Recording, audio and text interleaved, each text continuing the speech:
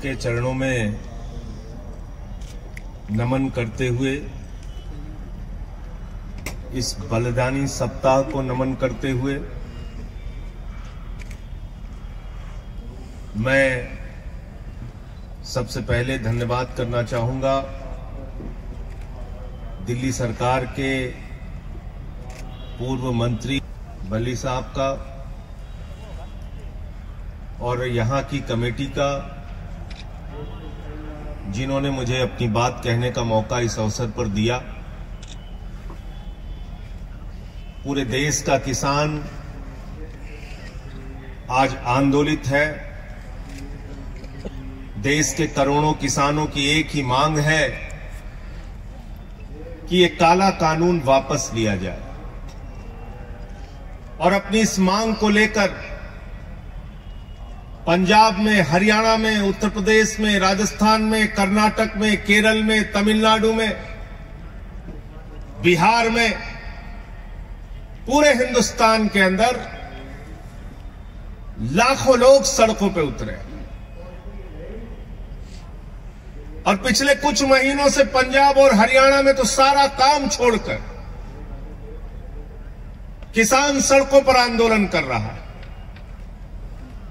सरकार से फरियाद कर रहा है, गुहार लगा रहा है, विनती कर रहा है कि इन काले कानूनों से हमें निजात दिलाइए, इन काले कानूनों को वापस लीजिए। लेकिन ऐसी क्या जिद है, ऐसी कौन सी मजबूरी है जिसकी वजह से मोदी जी की सरकार ये काला कानून वापस नहीं ले पा रही? और वो मजबूरी मैं आपको बताना चाहता हूं। जब पार्लियामेंट के अंदर ये बिल आया, ये काला कानून आया, मैंने उसी दिन कहा था ये कानून किसानों के हित में नहीं है, बल्कि ये कानून हिंदुस्तान के करोड़ों किसानों के डेथ वारंट पे मोदी सरकार ने साइन किया है, और इसलिए हम इसका विरोध करते हैं। और हमने पार्लियामेंट के अंदर माइक तोड़ा था, मुझे निलंबित कर दिया गया। पूरी की पूरी भारतीय जनता पार्टी ऊपर से लेकर नीचे तक रो रही थी, संजय सिंह ने तो माइक तोड़ दिया, संजय सिंह ने तो माइक तोड़ दिया। अरे आज तो तुम किसानों की हड्डियां तोड़ रहे हो।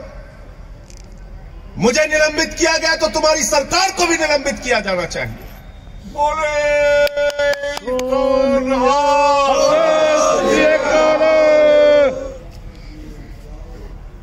आप ये काला कानून लेकर आए, इस काले कानून के अंदर एमएसपी की गारंटी का एक शब्द नहीं। मैंने पूछा इसमें एमएसपी की गारंटी कहां है? बोले साहब मोदी जी ने भाषण दे दिया, आप मान लीजिए। मैंने कहा भाई मोदी जी ने कहा था 15 लाख हर खाते में आएंगे, बाद में कह दिया जुमला है।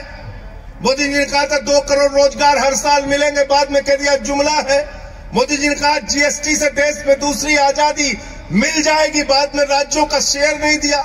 मोदी जी ने कहा था इस देश के अंदर नोटबंदी से देश की तकदीर बदल जाएगी। अब नोटबंदी के फायदे हमें गिनाना तो दूर की बात है, जो नुकसान हुए इस पर बातचीत करना नहीं चाहते। मोदी जी तो थाली के भी फायदे गिनवा देते हैं, ताली के भी गिनवा देते हैं। मोदी जी के भाषण से एमएसपी की गारंटी नहीं मिलेगी।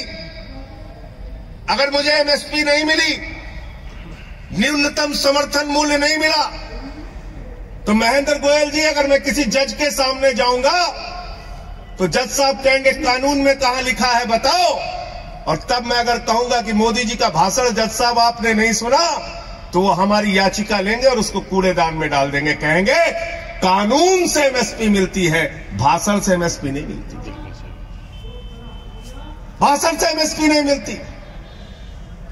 दूसरा, आपने इस कानून के अंदर कॉन्ट्रैक्ट फार्मिंग की बात लिखती, यानी किसान को उसके ही खेत में पूंजीपतियों का गुलाम बना दिया जाए। इस कानून में आपने असीमित भंडारण की छूट दे दी।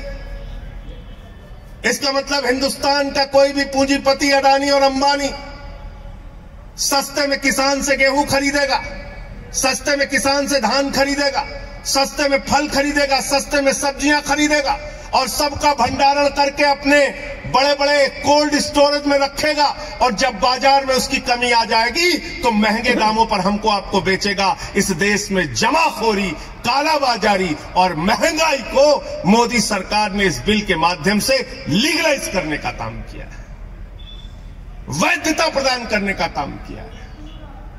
आप कहते हैं ये बिल किसानों को समझ में नहीं आता। मोदी जी भाषण देकर समझा रहे हैं, उनके मंत्री भाषण देकर समझा रहे हैं, कहते बिल समझ में नहीं आया, बिल समझ में नहीं आया। अरे मैं तो ये कहना चाहता हूं किसानों को ये बिल समझ में आ गया है, ये आपकी प्रॉब्लम है। ये आपकी प्रॉब्लम है कि किसानों को ये बिल समझ में आ गया है और इसलिए आज पूरे देश का किसान आंदोलनरत है। मुझे पीड़ा होती है, तकलीफ होती है मुझे जब आप उन अन्नदाताओं को आतंकवादी कहते हैं, शहीद आजम भगत सिंह के वंशजों को आतंकवादी कहते हैं, शहीद उधम सिंह के वंशजों को आतंकवादी कहते हैं, शहीद लाला लाजपत राय के वंशजों को आतंकवादी कहते हैं, शहीद करतार सिंह सराफा के वंशजों को आतंकवादी कहते हैं। जलियांवाला बाग कांड में जिन लोगों ने अपनी शहादत दी उनके वंशजों को जो लोग आतंकवादी कहते हैं, उनको इस देश की सत्ता पर 1 मिनट भी रहने का अधिकार नहीं, मैं कहना चाहता हूं।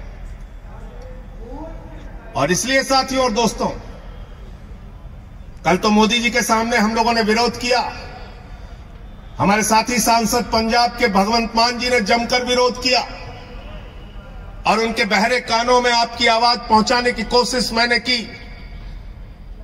सदन चल रहा था तब भी की, सदन नहीं चल रहा है, सत्र नहीं बुलाया जा रहा है तब भी की और आगे भी करता रहूंगा, लड़ता रहूंगा आपके लिए, आपकी आवाज को उठाता रहूंगा, क्योंकि हमारे नेता अरविंद केजरीवाल जी ने साफ तौर पे कहा है आम आदमी पार्टी का एक एक कार्यकर्ता सड़क से लेकर संसद तक किसानों के मुद्दे पर उनके साथ रहेगा। लाठियां भी खानी हो, जेल भी जाना हो, आपकी सेवा भी करनी हो, एक कार्यकर्ता बनके, एक सेवादार बनके आपके साथ मजबूती से खड़ा रहेगा।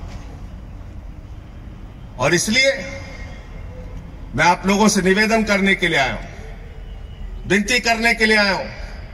बल्ली साहब यहां बैठे, बहुत सारे संघर्षों में जेल भी जा चुके हैं, लाठियां भी खाई हैं इन्होंने गरीबों के लिए, मजदूरों के लिए। महेंद्र गोयल जी हमारे विधायक जी हैं, कई दिनों से लगातार यहां पे सक्रिय हमारे कार्यकर्ता हैं साहब। मैं आप लोगों से एक ही बात कहना चाहता हूं, आपके आंदोलन से पहली बार हिंदुस्तान की सरकार डरी हुई है, खलबलाई हुई है और इनको एक ना एक दिन, अब ज्यादा समय दूर नहीं है, मजबूर होना पड़ेगा, मजबूर होना पड़ेगा आपकी मांगों को पूरा करने के लिए। इस पूरे सप्ताह हम छोटे साहबजादों को नमन करके उनके सामने अपना याद करते हैं, उनके बलिदान को याद करते हैं, क्योंकि वो जो कौम है, सिख कौम, इसका इतिहास हिंदुस्तान की आजादी के आंदोलन से लेकर और उससे पहले